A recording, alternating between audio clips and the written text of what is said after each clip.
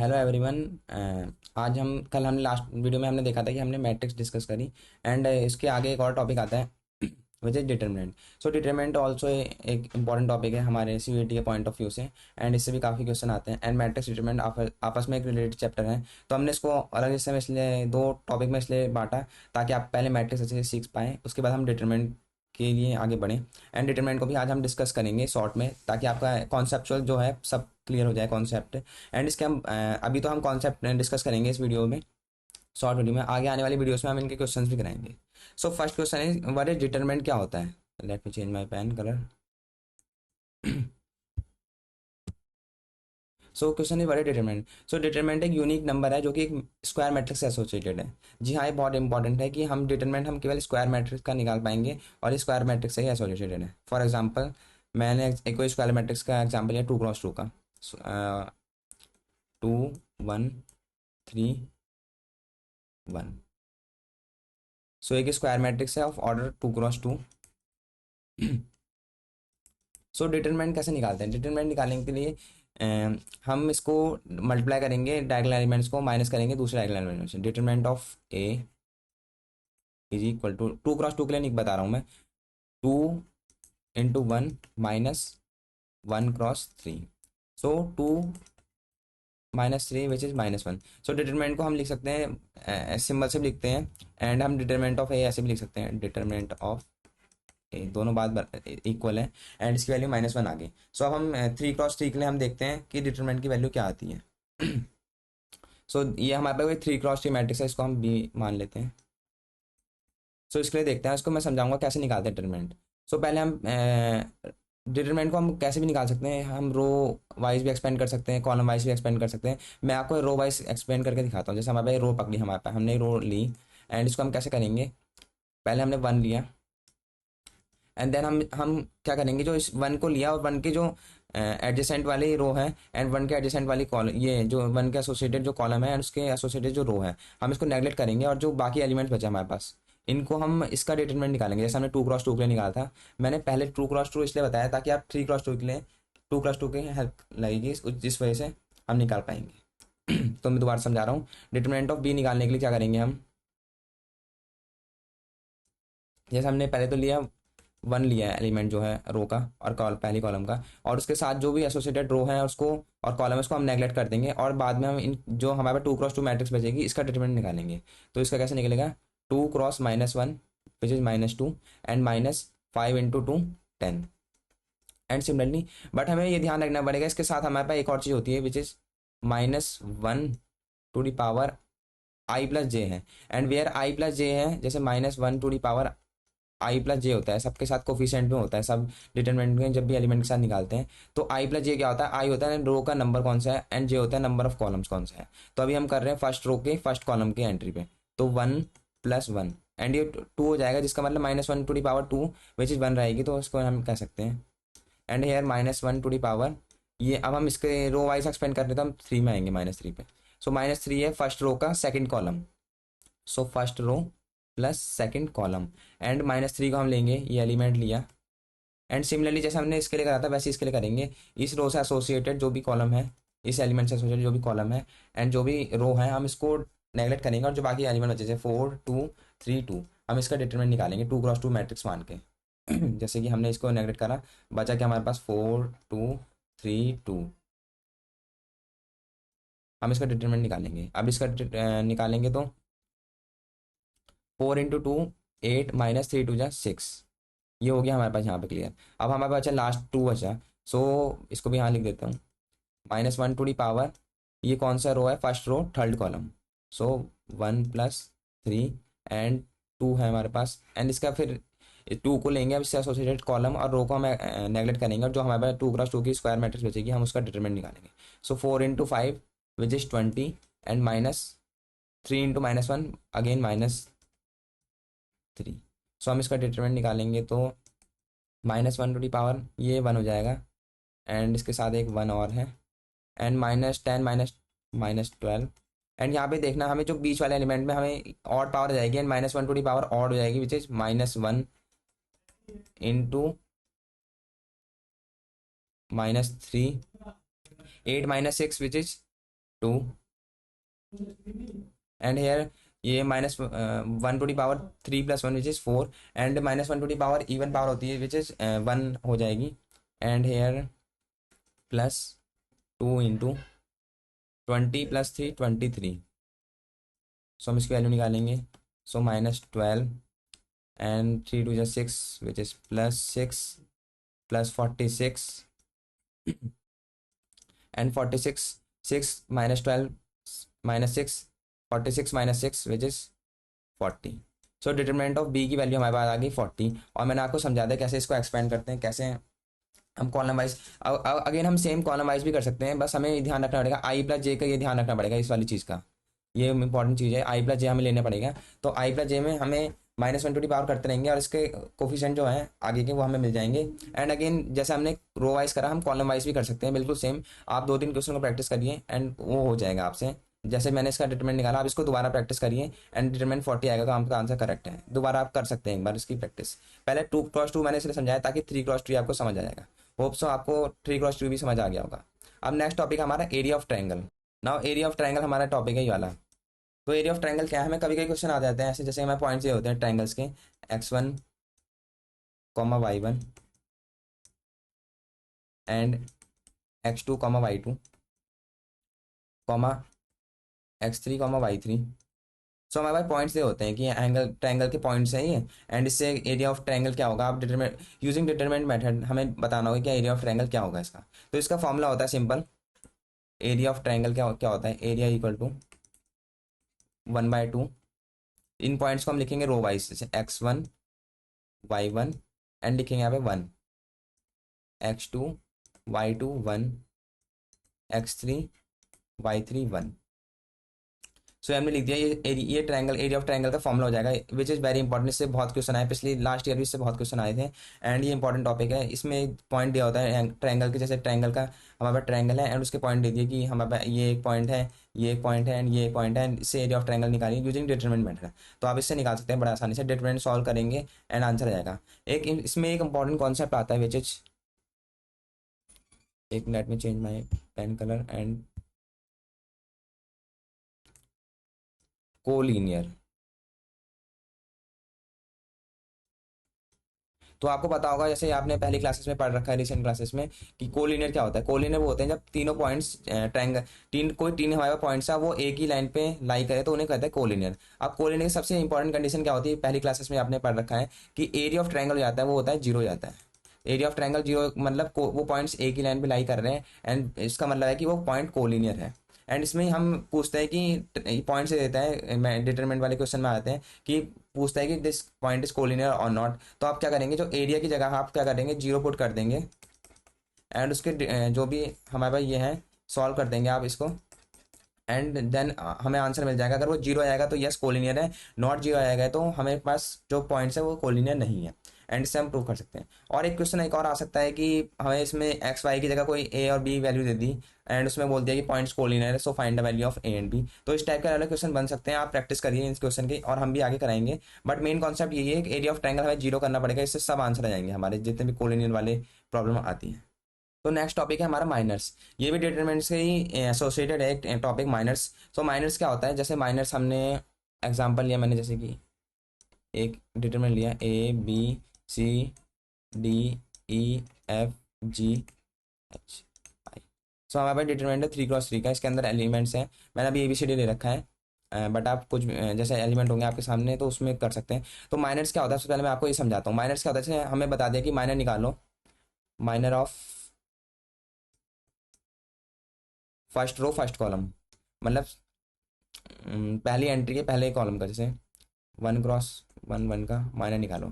तो 1 1 मतलब first row first column, मतलब इसका माइनर निकालना है हमें। तो माइनर में कुछ नहीं करना, हमें भी वही मेथड करना है। जैसे हमारे पास ये वाला एलिमेंट है, इसका माइनर निकालना है हमें, ए का माइनर निकालना है। तो क्या करना है, इससे रिलेटेड इससे एसोसिएटेड रो और कॉलम को हम नेगलेक्ट करेंगे एंड जो हमारे पास 2 × 2 की एक मैट्रिक्स बचेगी, डिटरमिनेंट बचेगा, इसको हम इसका डिटरमिनेंट निकाल के हमारे पास माइनर जाएगा। तो इसका माइनर क्या होगा हमारे पास, EFHI एंड इसको हम सॉल्व करेंगे, इसका माइनर मिल जाएगा। सो इसका आएगा EI - FH। सो इसका माइनर आ गई हमारे पास। अभी मैंने इसमें अल्फ़ाबेट्स नहीं है बट नंबर्स होते हैं जनरली, नंबर्स के उसमें या अल्फ़ाबेट्स में भी क्वेश्चन आ जाता है कि इसका माइनर पहली एंट्री का इसका निकालो। ये आपसे पूछ दिया कि जो सेकंड रो की थर्ड एंट्री है, सेकंड रो ये है, फर्स्ट रो है, सेकंड रो की थर्ड एंट्री जैसे एफ है, इसका माइनस निकालो। तो इसके माइनस के लिए भी क्या करना है, इससे एसोसिएटेड जो रो है, जैसे ये रो है, जैसे इससे एसोसिएटेड ये रो है एंड इससे एसोसिएटेड ये कॉलम है, इसको हम नेगलेक्ट करेंगे और जो हमारे पास बचे हुए एलिमेंट्स का मैट्रिक्स बचेगी, हम उसका डिटरमिनेंट निकाल देंगे एंड वो हो जाएगा माइनस। सो आप किसी भी एलिमेंट का माइनस निकाल सकते हो, यानी क्वेश्चन आते हैं कि माइनस निकालो इस थर्ड रो के फर्स्ट कॉलम का, एंड इससे एसोसिएटेड ऐसे बहुत सारे क्वेश्चन आ जाते हैं माइनस से रिलेटेड, तो आप माइनस में निकाल सकते हैं। अब नेक्स्ट टॉपिक हमारे पास कोफैक्टर। कोफैक्टर भी हमारा माइनस से ही, माइनस आना चाहिए तब हम जाके हमें कोफैक्टर आएगा। सो कोफैक्टर क्या होता है, ये भी माइनस से ही, इसके फॉर्मूले में माइनस आता है। सो कोफैक्टर जैसे हम देखते हैं, मान लो हमारे पास ये बी कोई भी डिटरमिनेंट है, बी सी, ये हमारे पास कोई भी डिटरमिनेंट है। अब हम क्या करेंगे, इसमें माइनर निकालना है। अब हमें वही करना है जैसे कि हमें बोल दिया इसका माइनर निकालना है, ए का माइनर निकालना, ए का कोफैक्टर निकालना है, सॉरी। सो ए का कोफैक्टर निकालने के लिए क्या करना पड़ेगा, जैसे ए का हमारे पास ए का पूछना है कि इसका क्या होगा हमारे पास कोफैक्टर, तो इसमें भी कुछ नहीं करना, बट इसमें एक चीज़ हमें जो ध्यान देनी है वो क्या है कि इसका फॉर्मूला हो जाता है कि जैसे कोफैक्टर का फॉर्मूला हो जाता है -1 आई प्लस जे एम आई जे। अब मैं समझाता हूँ क्या क्या है, ये है क्या ये। जैसे सी आई जे का हमें निकालना है कोई भी। अब इसका मतलब सी आई जे का मतलब को फैक्टर निकालने हैं हम, एंड ये इसका फॉर्मूला है। सो मैं बताता हूँ क्या, जैसे हमें बोल दिया कि पहले ये ए का हमें को फैक्टर निकालना है, तो ए कौन से है, फर्स्ट रो का फर्स्ट कॉलम है। सो आई की वैल्यू आ जाएगी ये, एंड जे की वैल्यू जाएगी ये। जैसे हमें अब बोल दिया हमें थर्ड रो का थर्ड कॉलम निकालना है, का इसका माइनर निकाल एलिमेंट का माइनर निकालना है, तो थर्ड रो का मतलब आई की वैल्यू 3 हो जाएगी, एंड थर्ड कॉलम मतलब जी आ जाएगी। वैसे आप आई जे की वैल्यू ऐसे निकाल सकते हैं जैसे बोला, जो क्वेश्चन में बोला गया है। अब इसका मतलब है -1 आई प्लस जे, जो भी हमारे पास वैल्यू है आई प्लस जे की, जैसे फर्स्ट हम इसका निकाल लें ए का, तो 1 है यहाँ पे वैल्यू +1, एंड एम आई जे क्या होता है, इसी का माइनर है। एम आई जे मतलब इसका हमने जैसे माइनर निकाला पिछले क्वेश्चन में, जैसे पिछले इसमें टॉपिक में, वैसे ही हम इसमें क्या करेंगे, इसका माइनर निकालेंगे। इसका माइनर क्या है, जैसे हमने निकाला था पिछले क्वेश्चन में, पिछले एग्जाम्पल में ये था। आप वैसे भी करके निकाल सकते हो, इसका माइनर निकालेंगे। सो जो इसका माइनर आएगा वो लिखेंगे, एंड ये कोफैक्टर हमारा आ जाएगा इस तरीके से। सो मैंने अभी अल्फाबेट लेके समझाया ताकि आपको आसानी हो, बट अगर नंबर्स में आएंगे तो आप नंबर्स में भी निकालिएगा, ऐसे इसी फॉर्मूले से आसान आ जाएगा। जैसे हमारे पास -1 आई प्लस जे है, एंड आई प्लस जे वो क्वेश्चन बताएगा कि कौन सी एलिमेंट कौन सी एंट्री का हमें निकालना है, एंड एम आई जे आपने सीख ही लिया है ऊपर कि कौन से कैसे निकालते हैं माइनर्स। सो माइनर्स की वैल्यू रखिए आपने और ये फॉर्मूला लगाया तो आपको कोफैक्टर भी आसानी से मिल जाएगा। सो माइनस एंड कोफैक्टर बहुत इंपॉर्टेंट टॉपिक है ये भी, इससे भी क्वेश्चन आ जाते हैं, जैसे कोई भी एलिमेंट का माइनर निकालने के लिए दे दिया, कोफैक्टर निकालने के लिए दे दिया। और आगे भी हम टॉपिक पढ़ेंगे एडजॉइंट, तो उसमें कोफैक्टर माइनस का काफ़ी रोल है।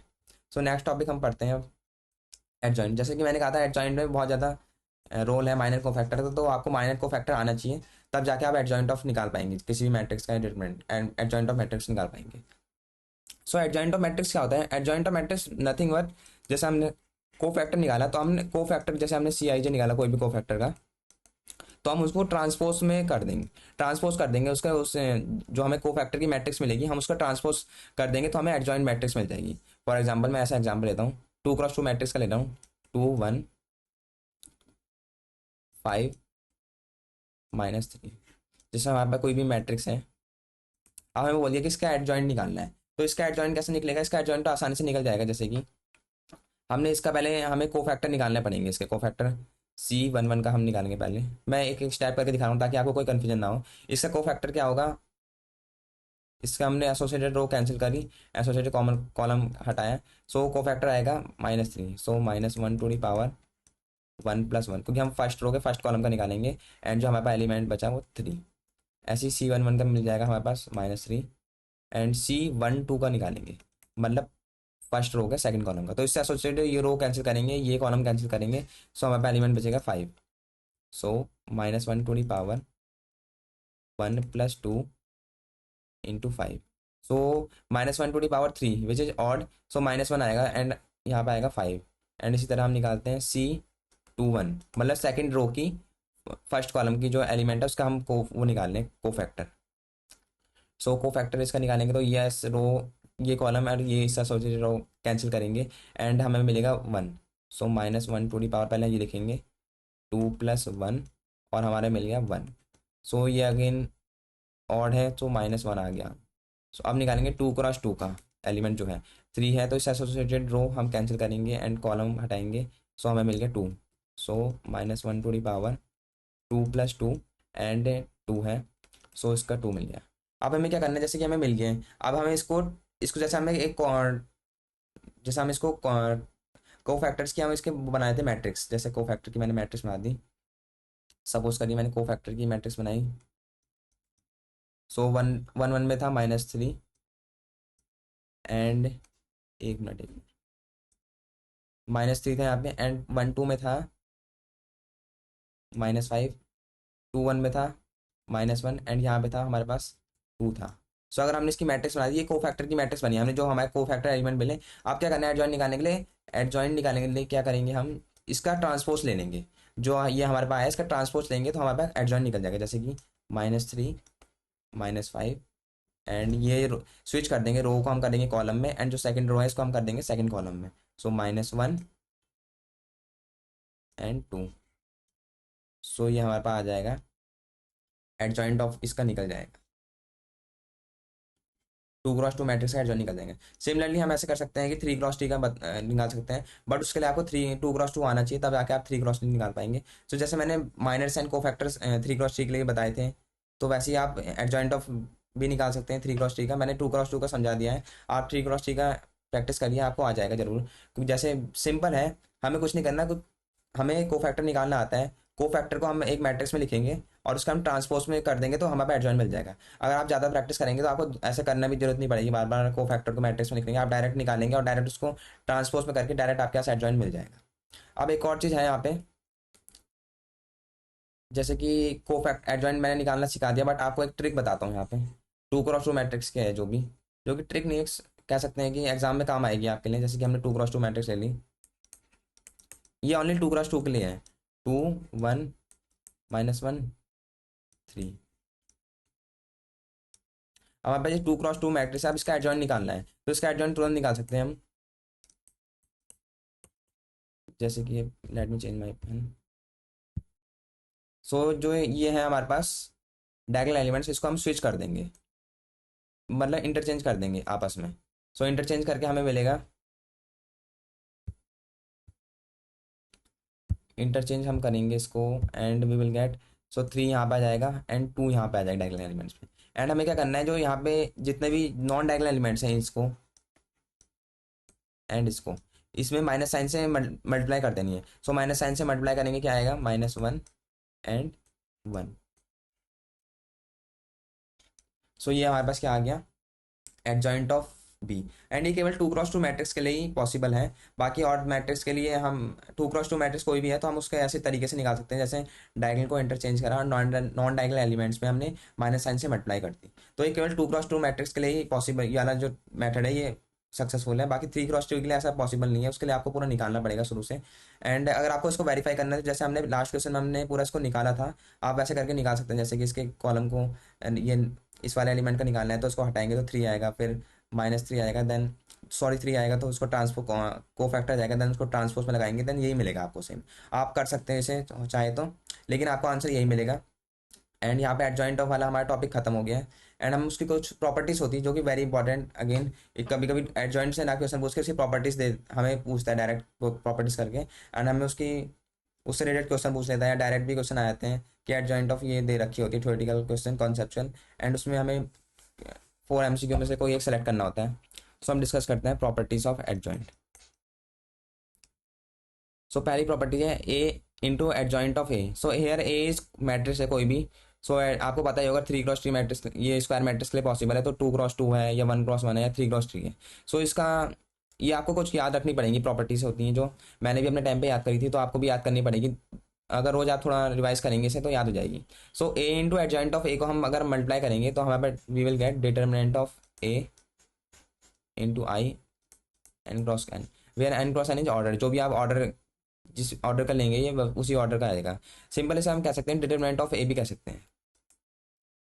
और हमारे पास एक और ये है, अगर हमारे पास एडजॉइंट ऑफ ए है और उसका हम डिटरमिनेंट कोई पूछ रहा है, तो this is nothing but a determinant of A to the power n-1, where n is order. Order of matrix जैसे हम इसके लिए भी निकाल सकते हैं, जैसे इसके लिए निकाला हमने एडजॉइंट ऑफ बी का डिटरमिनेंट निकाला, 3 × 2 = 6, 6 -(-1) विच इज 7।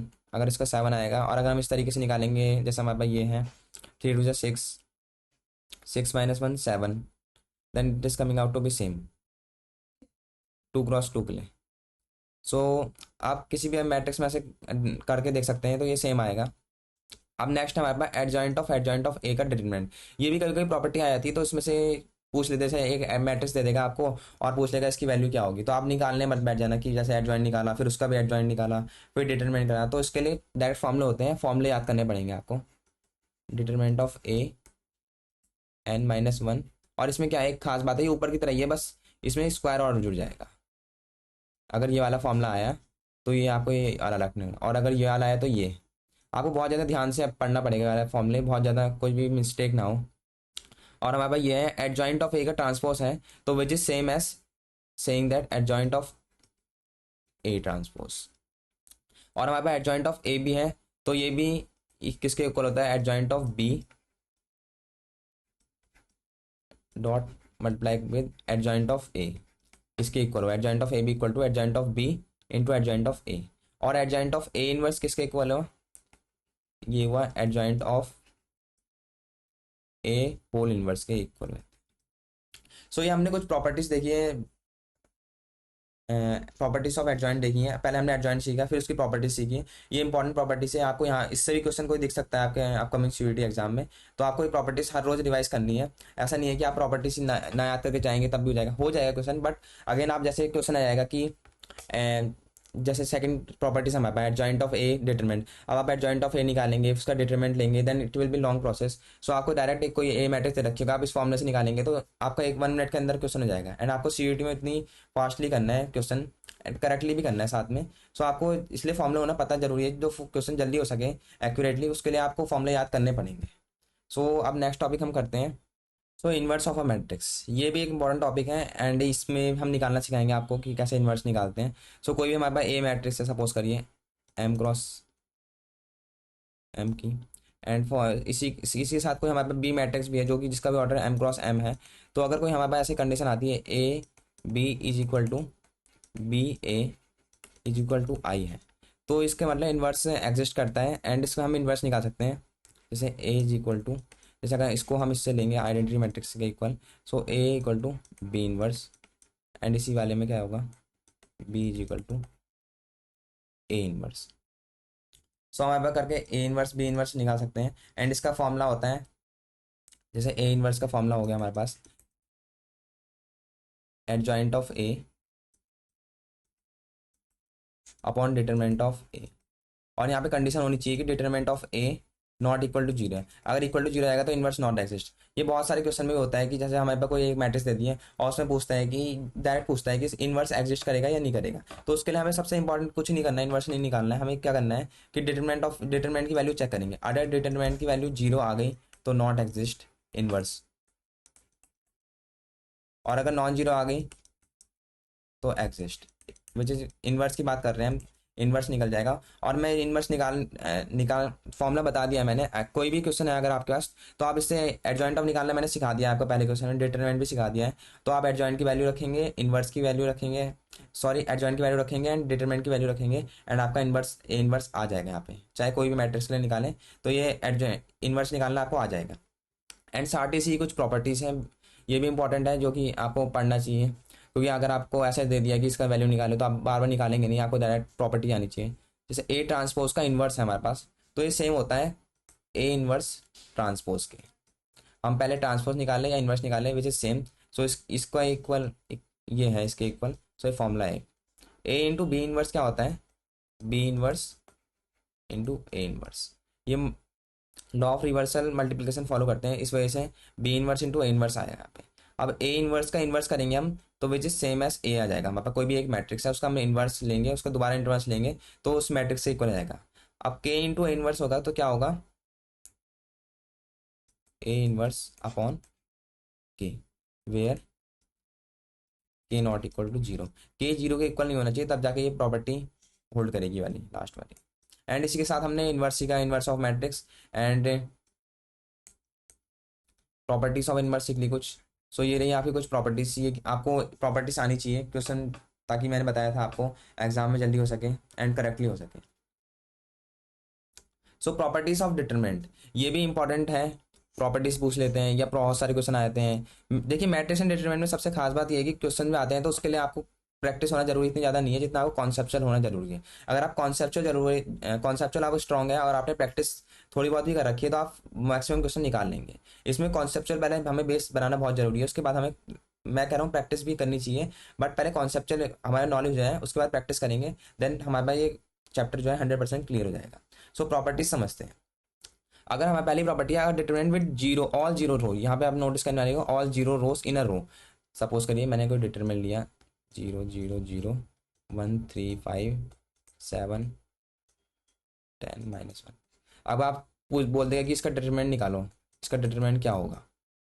सो आप निकालेंगे, निकालने मत बैठ जाना, एक प्रॉपर्टीज है, प्रॉपर्टीज को आप याद कर लीजिए कि अगर कोई भी रो में अगर डिटरमिनेंट, एक रो में सब जीरो एलिमेंट आ जाएंगे या कॉलम में, सिमिलरली कॉलम में कोई जीरो एलिमेंट आ जाएंगे तो उसका डिटरमिनेंट सीधे सीधे आप बिना निकाले ही बोल सकते हैं जीरो है। आप निकालेंगे भी तो उसको आपको जैसे निकालने बैठेंगे डिटरमिनेंट वाले मेथड से तो इसका आंसर जीरो ही आएगा। बट ये प्रॉपर्टीज है, अगर आपको कहीं भी एक रो में जीरो एलिमेंट मिल गए, सारे के सारे होने चाहिए। ऐसा नहीं है कि दो एलिमेंट जीरो है एक नॉन जीरो है, तब नहीं होगा। अगर सारे एलिमेंट या तो एक रो में या किसी कॉलम में हो जाए तो डिटरमिनेंट जीरो हो जाएगा। So first property I hope clear है। सेकंड प्रॉपर्टीज क्या है, इफ टू रोस और कॉलम आर आइडेंटिकल या प्रोपोर्शनल में है तो क्या होगा। सपोज करिए हमारे पास ये एग्जांपल है 1 3 2 या 2 6 4 10 9 -1। हमारे पास ये हमारे पास कोई एग्जांपल है तो इसमें क्या है, जो हमारे पास आप देख सकते हैं जो पहली रो है, पहली रो है एंड जो सेकंड रो है एक प्रपोर्शन में है किसी एक, जैसे ये जो है इसके सेकंड रो है जो उसके पहली रो के टू के मल्टीपल में है, जैसे 1 × 2 2 है, 3 × 2 = 6 है, 2 × 2 = 4 है। तो इसमें क्या होगा, इसका डिटरमिनेंट भी जीरो आ जाएगा, जैसे डिटरमिनेंट ऑफ ए इसमें भी जीरो आ जाएगा। या तो आइडेंटिकल हो या प्रोपोर्शन में हो तो इसको जीरो आ जाएगा डिटरमिनेंट। एंड आप प्रूफ भी कर सकते हैं, कैसे प्रूफ करेंगे, इसमें डिटरमिनेंट निकालेंगे एंड आपको आंसर जीरो मिल जाएगा। सो ये भी आप कर सकते हो, बट अगेन आपको देखना चाहिए अगर कोई भी क्वेश्चन आ जाएगा उसमें कोई भी प्रोपोर्शन में है या आइडेंटिकल रोज मिल गई आपको, या कॉलम्स में भी अप्लाई होता है सेम चीज़, मैं रो में बता रहा हूँ बट कॉलम्स में भी अप्लाई होता है। तो क्या होगा, डायरेक्टली आप कह सकते हैं उसका डिटरमिनेंट जीरो है। तो ये भी प्रॉपर्टीज आई होप क्लियर हो गई है। अब थर्ड प्रॉपर्टी है, if two rows are interchange. अगर हमारे पास कोई भी डिटरमिनेंट है, सपोज कीजिए ऊपर वाला ही ले लेते हैं 1 2 3 4 6 7 8 9 10। हाँ भाई डिटरमिनेंट है और हमने क्या करा, कोई भी दो रोज या कॉलम इंटरचेंज कर दिया। सपोज करिए हम कॉलम इंटरचेंज करते हैं 3 6 9 1 4 8 2 7 10। सो हमने क्या करा, हमने इन दोनों कॉलम को इंटरचेंज कर दिया यहाँ से, जैसे देख सकते हैं यहाँ पे पहला कॉलम था, हमने इसको यहाँ से इंटरचेंज कर दिया। तो अब क्या होगा, जो इसका डिटरमिनेंट हमने मान लिया, इसका डिटरमिनेंट आया ए, इसका डिटरमिनेंट की वैल्यू आई हमारे पास, डिटरमिनेंट ए आ गया हमारे पास। सो इसका डिटरमिनेंट जो होगा, जस्ट जो हमारे दूसरी हमारे पास ये मैट्रिक्स बनी है, इसका डिटरमिनेंट होगा माइनस टाइम्स ए। अगर हम कोई भी दो कॉलम्स को, जैसे एक कॉलम्स को इससे स्विच कर दिया या कोई भी रो पकड़ी और उसको दूसरे से स्विच कर दिया, तो जो इसका डिटरमिनेंट होगा जो इसका डिटरमिनेंट होगा नई वाली मैट्रिक्स का है तो वो पहली वाली मैट्रिक्स के माइनस साइन में होगा। मतलब इसका डिटरमिनेंट मान लो हमारे पास, एज्यूम कर रहा हूँ मैं, कोई भी डिटरमिनेंट आ गया इसका 46 आ गया, वैसे इसका डिटरमिनेंट की वैल्यू नहीं है, मैं एज्यूम कर रहा हूँ। तो इसका डिटरमिनेंट कैसे निकलेगा, इसका डिटरमिनेंट होगा -46। सो नथिंग बट जो पहली मैट्रिक्स है उसका माइनस साइन लगा देंगे तो उसके दूसरी मैट्रिक्स जो हमने ऑपरेशन करके निकाली है वो 40 माइनस टाइम्स हो जाएगा। सो आई होप थर्ड प्रॉपर्टीज भी क्लियर है आपको। अब फोर्थ प्रॉपर्टीज क्या कहती है, अगर कोई बी रो है हमारे पास, वो के मल्टीपल में हम उसको मल्टीप्लाई कर दे रहे हैं। जैसे हमने पहली रो में क्या करा, हमने आपने देखा होगा जैसे x1 y x2 x3 है यहाँ पे और बाकी रो सिंपल हमने लिखी है ऐसी, तो हमने क्या करा, सब में के मल्टीप्लाई कर दिया। के कुछ भी हो सकता है, मान लो 1 2 3 4 5 या जीरो भी हो सकता है। जीरो होने से तो डिटरमिनेंट आपको पता ही है जीरो हो जाएगा। तो हमने मान लो 2 से कांस्टेंट से 2 से मल्टीप्लाई कर दी सब जगह 2 से, तो क्या होगा, जैसे हम मान लो सिंपल डिटरमिनेंट होता है जैसे x1 x2 x3 और जो बाकी एलिमेंट है y1 y2। तो मान लो इसकी वैल्यू आ रही है हमारे पास, इसके डिटरमिनेंट की वैल्यू आ रही है हमारे पास x आ रही है, इसके डिटरमिनेंट की वैल्यू हमने निकाली और इसके डिटरमिनेंट की वैल्यू हमारे पास आ गई x आ गई। तो जो इसके डिटरमिनेंट की वैल्यू आई, जो हमने पहली रो में हमने के टाइम्स मल्टीप्लाई कर दिया, तो जो इसके नया डिटरमिनेंट आया इसकी वैल्यू आएगी के टाइम्स एक्स होएगा। अगर हम कोई भी रो या कॉलम में कोई भी कांस्टेंट मल्टीप्लाई कर रहे हैं तो जो डिटरमिनेंट की वैल्यू है वो भी उस कांस्टेंट से मल्टीप्लाई जाएगी। सपोज करिए डिटरमिनेंट की वैल्यू आ रही थी, जैसे हमारे पास सिंपल डिटरमिनेंट है x1 x2, इसकी वैल्यू है हमारे पास 6 है, और हमने क्या करा, इसमें पहली रो में 2 से मल्टीप्लाई कर दिया, तो जो इस वाले डिटरमिनेंट की वैल्यू आएगी, ये आएगी हमारे पास 6 × 2, क्योंकि हमने 2 से मल्टीप्लाई कर दिया पूरी एक रो में, तो 12 आ जाएगी इस डिटरमिनेंट की वैल्यू हमारे पास। आपको ये प्रॉपर्टीज होना भी बहुत ज़रूरी है, याद होना जरूरी है। अगेन आप इसको पढ़िए, समझिए एंड इसको याद करिए, बहुत इंपॉर्टेंट प्रॉपर्टीज हैं, ये काम आती है एग्जाम में। मैंने आपको चारों एक्सप्लेन कर दी है। अगर आपको समझ नहीं आया तो एक बार दोबारा वीडियो रिवाइंड करिए, आराम से समझिए। एंड हमारे पास कुछ और प्रॉपर्टीज हैं, जैसे कि लास्ट हमने कहाँ तक देखी थी, 4 तक देखी थी, एंड ये हमारे पास 6 प्रॉपर्टीज हैं, 6, 7 एंड 8 प्रॉपर्टी। 6 प्रॉपर्टी क्या कहती है, अगर हमारे पास कोई भी रो है और हम जैसे रो को हम दूसरी रो के साथ कोई एक स्केलर के साथ मल्टीप्लाई करके ऐड कर रहे हैं, तो डिटरमिनेंट की वैल्यू है वो सेम रहता है, डिटरमिनेंट बदलता नहीं है। सपोज करिए मैं कोई ले रहा हूँ, इसमें 2 × 2 मैट्रिक्स ले रहा हूँ, 2, 3, 1, 5, और मैंने क्या कर दिया, इसमें क्या करा, R1, जैसे रो 1 को हमने क्या करा है, रो 1 प्लस क्या कर दिया हमने, 2 टाइम्स रो 3 कर दिया, रो 2 कर दिया सॉरी। हमने कह रहा रो 1 में क्या करा, जो 2 टाइम्स हमने इसको मल्टीप्लाई करा 2 से और उसमें ऐड कर दिया रो 1 में, तो क्या मिलेगा हमें, जैसे कि 2 टाइम्स करा तो 2, 2 + 2 4, एंड 2 टाइम्स करा तो 10, 10 + 3 13, एंड हमारे पास जो दूसरी है वो ऐसे इट इज रहेगी। तो इसका मतलब क्या है, जो इसका डिटरमिनेंट है और इसका डिटरमिनेंट है, दोनों का डिटरमिनेंट सेम रहेगा। मैं आपको दिखा भी सकता हूँ, 5 × 2 = 10, -3 विच इज 7, एंड यहाँ पर क्या जाए, 4 × 5 = 20, -13 7। आपने देख लिया इसमें, जैसे कि अगर हम कोई रो को, सिमिलरली कॉलम्स में भी अप्लाई होता है, बट मैंने रो में आपको समझा दिया है, कॉलम्स में भी कर सकते हैं। अगर हमने कोई रो को दूसरे रो के स्केलर के साथ मल्टीप्लाई करके ऐड कर दिया, तो उसका डिटरमिनेंट दोनों रो का, दोनों को सॉरी मैट्रिक्स का सेम रहता है। मैंने आपको 2 × 2 मैट्रिक्स करके दिखा दिया। अगर हम इसमें किसी भी मैट्रिक्स में 3 × 3, 4 × 4 में कर सकते हैं, कॉलम्स में भी, रो में भी, हमारे पास सेम रहेगा डिटरमिनेंट। अब ये एक और इम्पॉर्टेंट प्रॉपर्टी है जो कि बहुत कम लोग मतलब पढ़ाते हैं टीचर सब, लेकिन बच्चे कम याद रखते हैं, तो इस वजह से एग्जाम में ये क्वेश्चन आ जाता है और छूट जाता है, आपको नहीं आता जनरली। तो determinant of skew symmetric matrix, मैंने आपको लास्ट क्लास में मैट्रिक्स में बताया था, स्क्यू सिमेट्रिक्स क्या होती है, जिसमें सारे डायगोनल एलिमेंट जो होते हैं 0 0 होते हैं, एंड जो नॉन, इसका हम करेंगे स्क्यू सिमेट्रिक मतलब होती है जो ए किसी का ट्रांसपोज करेंगे वो माइनस साइन ए आ जाएगी, तो उसे स्क्यू सिमेट्रिक कहते हैं। कोई भी ऑड ऑर्डर की, जैसे 3 × 3 के हमारे मैट्रिक्स हैं और उसमें हमें क्या है, डिटरमिनेंट निकालना है स्क्यू सिमेट्रिक का, तो आपको कुछ नहीं करना, उसका डिटरमिनेंट आएगा सिंपल 0 आएगा। ये बहुत इंपॉर्टेंट चीज़ है। अगर कोई हमारे पास एक स्क्यू सिमेट्रिक, आपको पता लगेगा कि स्क्यू सिमेट्रिक मैट्रिक्स है और उसमें 0, और उसमें डायगोनल, मैंने आपको बताया भी था, अगर किसी डायगोनल एलिमेंट्स में 0 0 है तो, और उसमें हम चेक करेंगे ये कंडीशन, तो ये कंडीशन फॉलो होती है और ये 0 0 दिख गया आपको, तो स्क्यू सिमेट्रिक है। और आपको डिटरमिनेंट बोल रखा है कि इसका डिटरमिनेंट निकालो, तो आपको कुछ नहीं करना, डिटरमिनेंट भी निकालने की जरूरत नहीं है। अगर आपको पता लग गया कि ऑड ऑर्डर की है और वो स्क्यू सिमेट्रिक है, तो आप डायरेक्ट टिक कर सकते हैं कि डिटरमिनेंट उसका 0 होगा मैट्रिक्स। अब डिटरमिनेंट ऑफ डायगोनल मैट्रिक्स, मैंने डायगोनल मैट्रिक्स बताई थी जिसमें खाली डायगोनल्स में एलिमेंट हो और जो बाकी एलिमेंट्स है वो 0 0 हों, 0 0 जितने भी एलिमेंट्स होते हैं मैट्रिक्स में 0 0 हों, बट डायगोनल में एलिमेंट्स कोई भी प्रेजेंट होंगे। अब मान लो कोई डायगोनल एलिमेंट्स मैट्रिक्स ले ली, 5 2 3 0 0 0 0 0 0, ये डायगोनल मैट्रिक्स है जिसमें डायगोनल में एलिमेंट है। अभी मैं, वैसे डायगोनल मैट्रिक्स भी बहुत टाइप की होती है, वो सब में ये वाला जो प्रॉपर्टीज है सब में अप्लाई होती है, बट मैं डायगोनल मैट्रिक्स के आपको समझा दे रहा हूँ। इसका डिटरमिनेंट क्या आएगा, इसका डिटरमिनेंट कुछ नहीं आएगा, बस हमें क्या करना होगा, 5 × 2 × 3, हमें सब डायगोनल एलिमेंट्स की मल्टीप्लाई कर देनी है, 5 × 10 × 3 30, वो आ जाएगा 30। आप वैसे तरीके से निकाल सकते हो डिटरमिनेंट की रो हटा के, देन 2 × 2 6, आप वैसे करेंगे तब भी आपको आंसर डिटरमिनेंट का 30 मिल जाएगा। बट आपको याद रखना है, अगर कोई भी डायगोनल मैट्रिक्स मिल गई, मान लो आइडेंटिटी मैट्रिक्स भी मिल गई हमें, हमारे पास 3 × 3 की, तो उसका डिटरमिनेंट भी कुछ नहीं होगा, बट डायगोनल एलिमेंट्स की मल्टीप्लाई होगी, एंड डायगोनल एलिमेंट्स की मल्टीप्लाई करके हमें क्या मिल जाएगा, 1 मिल जाएगा। डिटरमिनेंट 1 हो जाएगा। वैसे ही डायगोनल मैट्रिक्स से मैंने समझा दिया है आपको कि डायगोनल को मल्टीप्लाई करेंगे उसका डिटरमिनेंट मिल जाएगा। आज की क्लास में इतना ही था, हमने डिटरमिनेंट को पूरा अच्छे से समझा, जितने भी डिटरमिनेंट की प्रॉपर्टीज है, माइनस, कोफैक्टर, एडजॉइंट्स एंड इन्वर्स निकालना। इन्वर्स के मैंने आपको फॉर्मूला बता दिया है, एंड उसमें मैंने आपको एडजॉइंट और डिटरमिनेंट बताना सिखा दिया है। अगर इन्वर्स निकालना आएगा कोई क्वेश्चन में, तो आप फॉर्मूला यूज़ करके आप निकाल सकते हैं इन्वर्स मैट्रिक्स।